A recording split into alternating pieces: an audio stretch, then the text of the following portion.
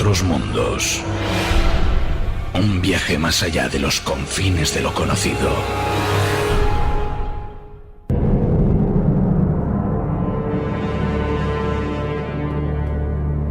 Misterios del séptimo arte.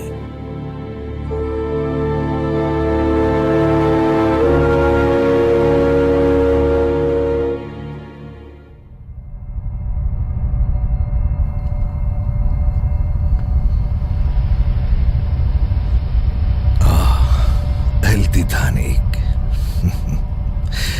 Un icono que ha trascendido más allá de su propia leyenda. Aquel majestuoso barco y los que junto a él emprendieran su primer y último viaje jamás hubiesen podido imaginar todo lo que dicha experiencia provocaría, y no solo en el ámbito de la vida civil y del transporte marítimo.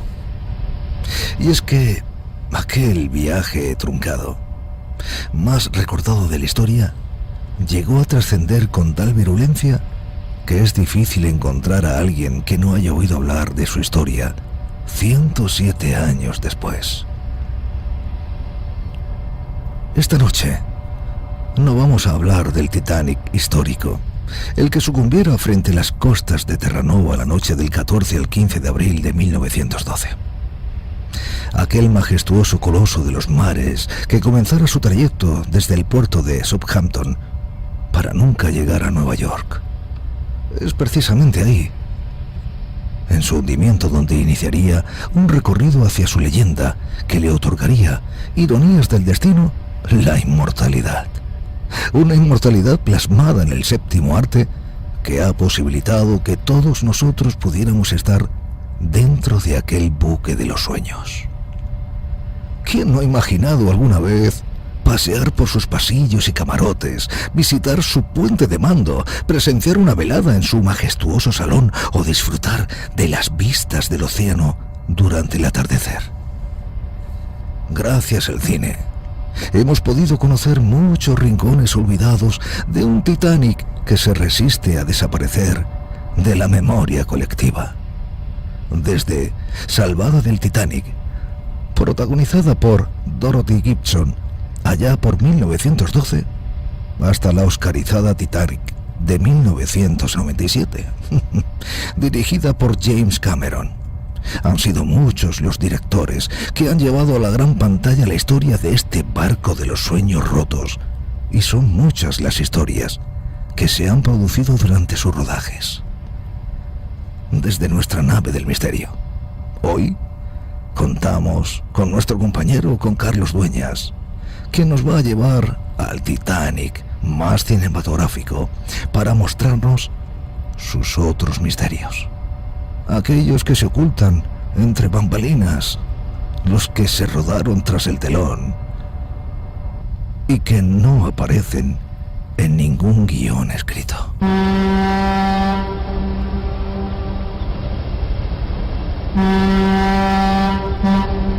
Sin más dilación, os invito, queridos viajeros, a conocer al Titanic, pero al Titanic, como decía, más cinematográfico, para disfrutar de este viaje y se dejen llevar y sorprender una vez más por todo lo que rodea, como decía antes, a este insumergible, como así fue bautizado, a este barco de los sueños.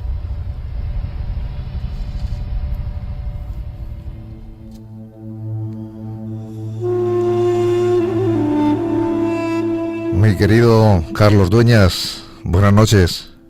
Buenas noches, ¿qué tal? ¿Cómo estamos? Bueno, deseosos. ¿Por qué no decir otra cosa? Porque no te vamos a engañar. Queremos conocer, porque ahí está el interrogante, ¿no?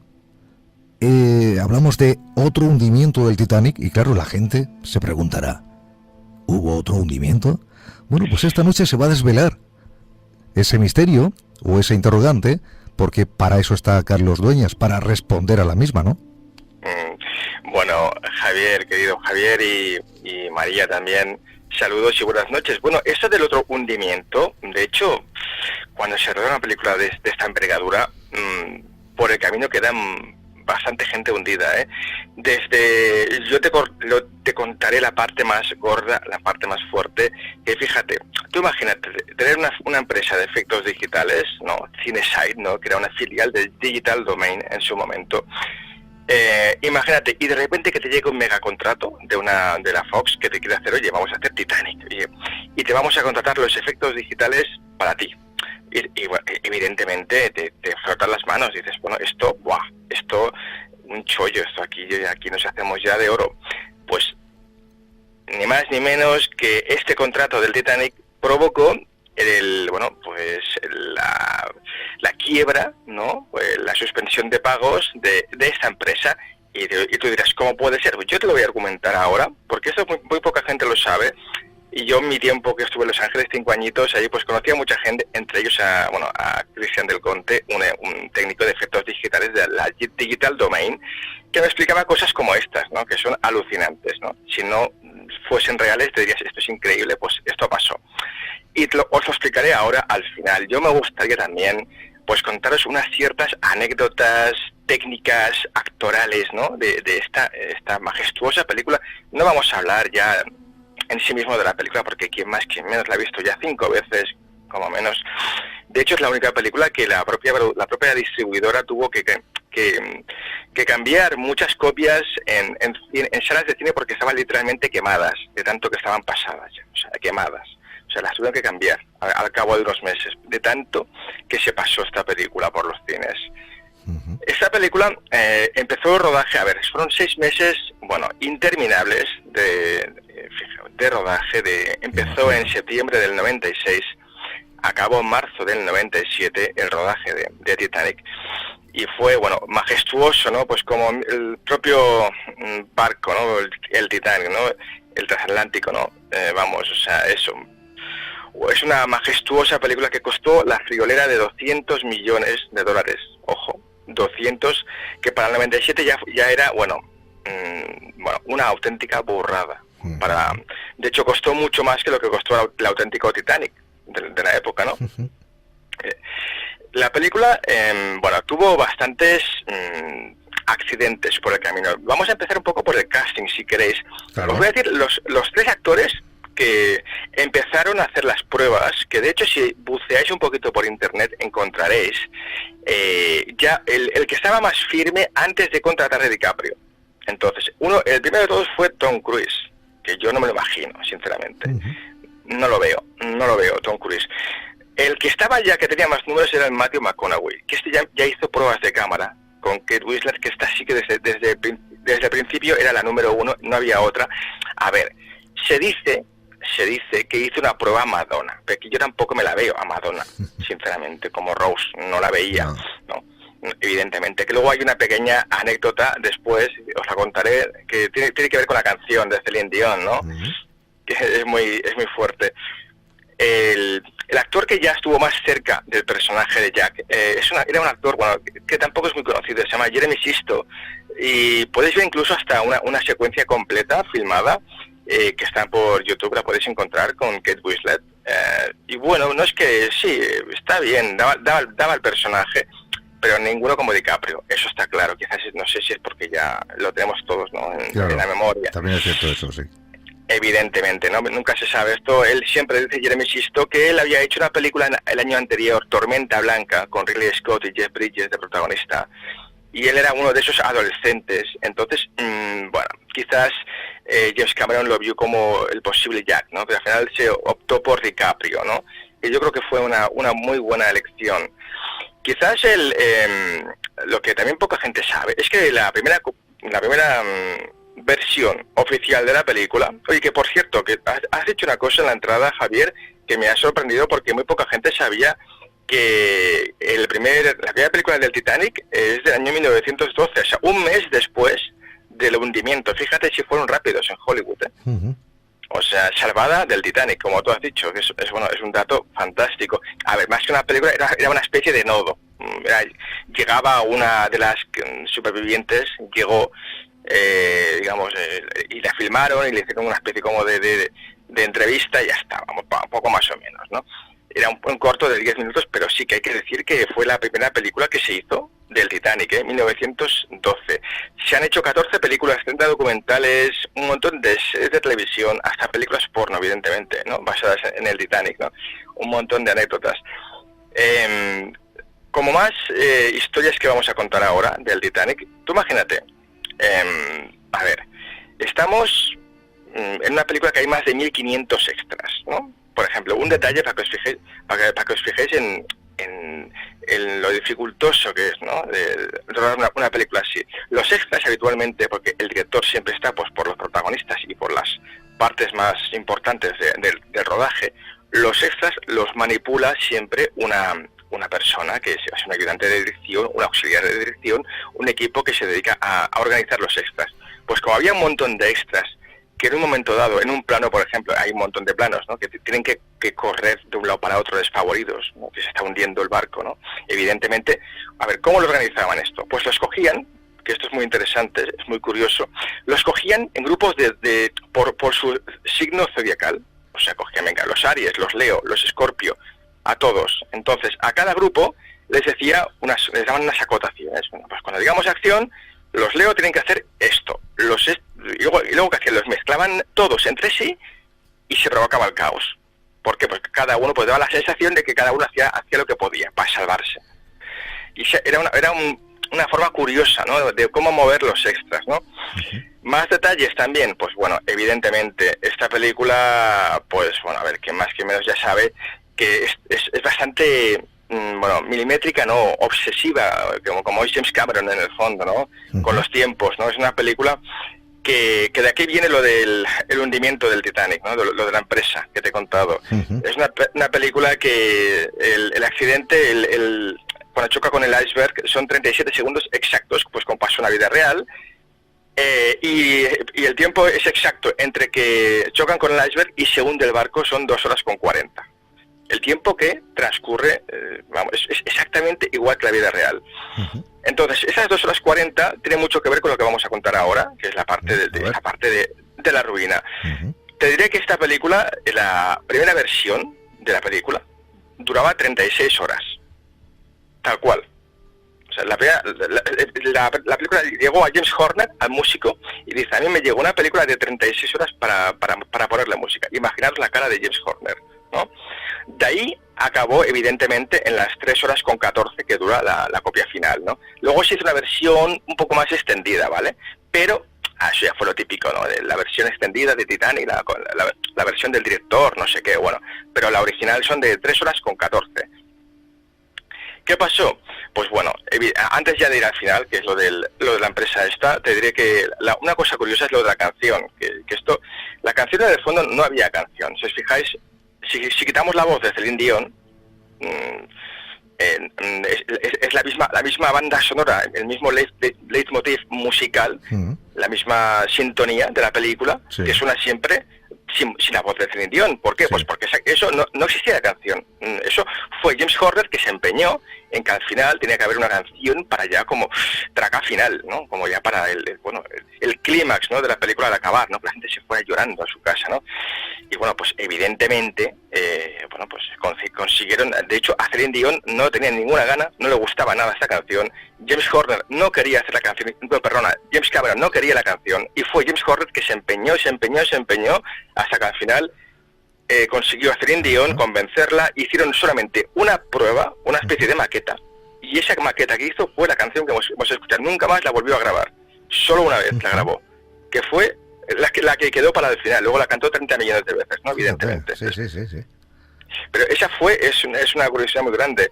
Y esta canción, a la postre, supuso la moda de que todas las grandes superproducciones tenían que tener una canción de un cantante o un grupo famoso. El año siguiente fue Armageddon, el otro fue Pearl Harbor, que tenían pues el grupo o el cantante de esta canción. Fue un poco la que dijo, no, pues hay que meter aquí a un cantante famoso como Titanic, ¿no? ¿Qué más? Ganó el Oscar esta canción. ¿Y quién entregó el Oscar? ¿A que no sabéis quién entregó el Oscar a Celine Dion, casualmente? Que podéis ver ahí, por si buscáis, Madonna da el Oscar a Celine Dion. Perdona, eso fue Madonna, lo acabo de decir. Fue Madonna, la actriz desechada para hacer de Jack, de Rose, pues fue la que entregó el Oscar a Celine Dion, que la odiaba a muerte. Y ya podéis ver en YouTube, es muy simpático el momento ese, porque pone unas caras cuando le tiene que dar el Oscar y decir de Celine Dion por Titanic, ¿no? Bueno, pues pone una cara Madonna que es impagable. Buscarlo que lo encontraréis. Y ya para finalizar, bueno, os contaré, bueno, este pequeño hundimiento, ¿no? Resulta que la empresa de los efectos digitales, a ver, tú cuando haces unos efectos digitales, pues pasas todos los trackings, todos los stories del rodaje y te hacen un presupuesto, ¿no? Entonces digo, bueno, pues vamos, esto va a costar tanto, venga, pues hundimos para aquí y por allá, bueno, pues, total, venga, todo presupuestado, venga, con 20% de recargo, venga, perfecto. Vale, pues total, que llegó el día del primer pase de la película, y esto ya te estoy hablando yo, de septiembre del 2007, que fue el primer pase que se organizó dentro de la productora para el equipo técnico, el director, productores y todo.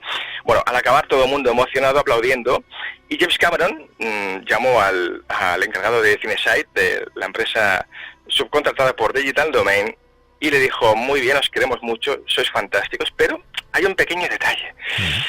Fijaos, están en Terranova, hace un frío que pela, es de noche, claro, y estos actores, y te hablo de 1500 extras, y todos los protagonistas, que pasan 2 horas 40 en la borda o en el agua, tienen que tener vaho. Sí. Pues no tenían vaho. Conclusión. CineSite tuvo que rescindir todos los compromisos que tenía con otras películas, contratar un montón de extras, de gente externa, para que durante 3 meses antes del estreno, que era a final de diciembre, para poder entrar en la carrera de los Oscar, tenía que estrenarse en diciembre la película, si no entraba a la carrera de los Oscar. Tuvo que, bueno, entonces, conclusión, entró en suspensión de pagos y la absorbió la propia Digital Domain, propiedad de James Cameron, evidentemente, o sea que fue una jugada maestra. Y esta película causó también el hundimiento de la empresa de efectos digitales CineSite, que fue a la postre, bueno, pues que tuvo ese gravísimo error de no poner vaho a actores que estaban, bueno, pues en el agua, en agua gélida, ¿no? A priori. Uh-huh. Y ya te digo, esto fue, bueno, es una de las anécdotas que bueno, que sí. Tú fíjate lo que es poner vaho a mí, o sea, fotograma, se hace eso, ¿eh? Madre mía. Fotograma a todos los personajes que hay en el plano. Uf. Imagínate lo que es eso, ¿eh? Y tanto, bueno, sí. Impresionante. Ya te digo. Sí, bueno, total, la película recaudó, bueno, La Friolera se estrenó el 19 de diciembre del 1997, en España 2 semanas más tarde, el 8 de enero, y recaudó La Friolera de 2.187.463.944 dólares. Uh-huh. Un negocio bueno, creo que hizo James Cameron con Redondo, esto. Sí. Redondito. Y sigue siendo la tercera película más taquillera de la historia, solo superada por la última de Vengadores y Avatar, que es también del propio James Cameron. Total, que vamos, yo creo que ha sido... Y también otra pequeña anécdota también te contaré, que fue la única película en la historia en la que estuvo nominada 2 actrices diferentes por el mismo personaje. Me refiero a Kate Winslet y Gloria Stewart, que es la anciana Rose. Uh-huh. Entonces estuvieron nominadas, que eso nunca ha pasado, ¿no? Que estén nominadas 2 actrices diferentes por hacer el mismo personaje, ¿no? Es una otra curiosidad, Javier. Uh-huh. Y ya te digo, esto ha sido el otro hundimiento del Titanic. Desde luego, ahora se ha desvelado el porqué del título esta noche, pero claro, ya entenderían, me imagino, los oyentes, los viajeros, que una interrogante como esta, hablando del hundimiento del Titanic, y justamente en Misterios del Séptimo Arte, más o menos ya iba encaminado como que no se trataba del propio Titanic, porque obviamente nada más que hubo un hundimiento, es el que siempre se ha comentado a lo largo de la historia, de los años, desde 1912, y bueno, hoy lo que quería en este caso Carlos Dueñas es ofrecer ese otro hundimiento que la verdad que, bueno, no ha tenido desperdicio, compañero. Pues nada, aquí a vuestro servicio. Oye, muchas gracias por esta temporada, porque yo soy oyente fiel, incondicional vuestro. Bueno, ya has pasado a esa otra parte, esa otra línea de oyente a parte de la tripulación, y la verdad que, bueno, seguiremos conociendo contigo muchas más historias de este tipo, porque sobre todo son curiosísimas, ¿no? Pero aparte es que el gran público no conoce este tipo de datos, ¿eh? Evidentemente, y hay 1000 historias de estas que seguramente, si con vuestro permiso, la próxima temporada os van a sorprender mucho, seguro que sí. Carlos, buenas noches. Si me Buenas dejas, noches, María. ahora que no nos oye nadie, te voy a contar un secreto. Venga, va. Yo nunca he visto la película Titanic. ¿No has visto Titanic? No, te lo juro. Nunca, nunca, nunca. Digo yo, ¿para qué voy a verla si ya sé el final? Sí, bueno, pues por cierto, oye, pues el final de Titanic, que conste, y ya si me permitís acabar, este final sí que fue una decisión que se empeñó James Cameron. El final, que te lo voy a contar porque, María, al final de toda la película es la anciana ya, Rose, Sí. que tira esa especie de joya, ¿no?, de medallón, ¿no?, hacia el mar, ¿no? Entonces, fíjate, yo, María, ya sé que no has visto la película, pero tú imagínate, o sea, el protagonista muere Claro. congelado bajo Sí. el mar, o sea, fíjate, eso es para irte a casa, pero arrastrándote de dolor, ¿no? De horror de final, ¿no? Ya. Pero, ¿cómo nos vamos a casa? Fíjate si fue inteligente James Cameron. ¿Cómo nos vamos a casa felices? ¿Por qué? Porque el último plano es que baja el collarín este por el mar, se entra en el barco, y por arte de magia, todo vuelve otra vez a estar inmaculado, como el primer día, y vemos al Jack y Rose, otra vez jóvenes, cómo se cogen de la mano, empiezan a bailar, vestidos de gala, y oye, dices, te vas a casa diciendo, oye, qué bonito es morir congelado. Oye, fíjate, yo también. es que eso fue muy inteligente, eso fue... Carlos, Sí. te habla también, que está aquí Paco Buitrago con nosotros. Ah, por favor, Paco, Sí, buenas noches. tenía que saludarte, Carlos. ¿Qué tal? Era necesario. Pero hay una cosa muy interesante sobre el final de Titanic, y es la especulación que se hace sobre el trozo de madera ese donde estaba Rose Sí. apoyada, que parece ser que era absurdo porque cabían los dos perfectamente. Sí. Y lo que no se entiende es por qué Estaba. el otro está abajo y Rose está arriba, cuando se Sí. podían haber subido los dos perfectamente. Y no había Así que- fallecido.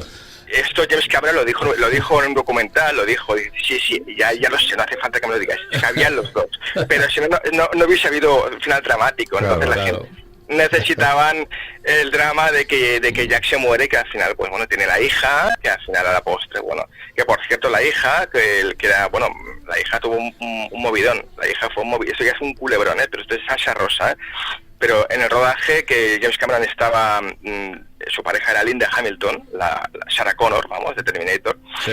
En el rodaje, digamos que hubo un follón porque se lió con Frances Fisher, que era en el fondo era la hija de Jackie Rose, o sea que era la chica esa rubia que siempre estaba con Gloria Stewart. ¿Os acordáis que es la Rose mayor, no? Ujú. Oye, María, ya te estás aquí entrando de todo, ¿eh? Lo Sí, siento. sí, me Ya estás no sé si desvelando todo ya. no sé si lo vas a ver, pero bueno. Y hay también muchos detalles, si os acordáis, por ejemplo, la secuencia que se desnudan, donde se desnuda ella, Rose, Sí. estaba grabada con 2 cámaras a la vez. Entonces, si os fijáis, el detalle, la cara que pone DiCaprio es real porque él no sabía que se iba a quedar desnuda. James Cameron le dijo por dentro, oye, tú sal afuera y te sacas el camisón, ¡puah!, y te quedas delante de él desnuda. Estaba todo planificado para que no se viese nada, pero la cara de DiCaprio fue real porque se quedó. De hecho, él se equivoca y lo dejaron en sonido, porque él se equivoca, se puso tan nervioso que estaba en el sofá para pintar, para dibujarla, y le dice, sí, oye, te puedes sentar en la cama. O sea, no, perdón, no es una cama, es un sofá, ¿no? Digo, ay, perdón, en el sofá, ¿no? Y eso le salió espontáneo, porque el tío se quedó, pero rojo. Además es que se le ve en la cara. Y bueno, Son detalles, la verdad, que muy interesantes, y bueno, que no todo el mundo se percata de ellos, ¿no? Y la verdad que contándolos así, lo vas recordando, sobre todo los que hemos visto la película, y efectivamente lo vas contando todo, Carlos, y nos da esa imagen o esas palabras tuyas, se transportan a una imagen, ¿no?, de la película. bueno, es lo que buscamos, y si acaso verla otra vez, y María, por favor, que la vea este verano. Para Y a la sentirme vuelta- fresquita. Exacto, sí, bueno, muy fresquita, porque ya te digo yo que lo pasan fatal los pobres, pero bueno. Muy bien, Carlos, pues llévate un fortísimo abrazo, gracias por todo esto que ofreces también, y bueno, que seguimos hablando, amigo, ¿eh? Por favor, aquí estoy para lo que necesitéis, 24 horas yo, como las farmacias. Venga, lo dicho, buenas noches, fuerte abrazo. Venga, un abrazo a todos, adiós.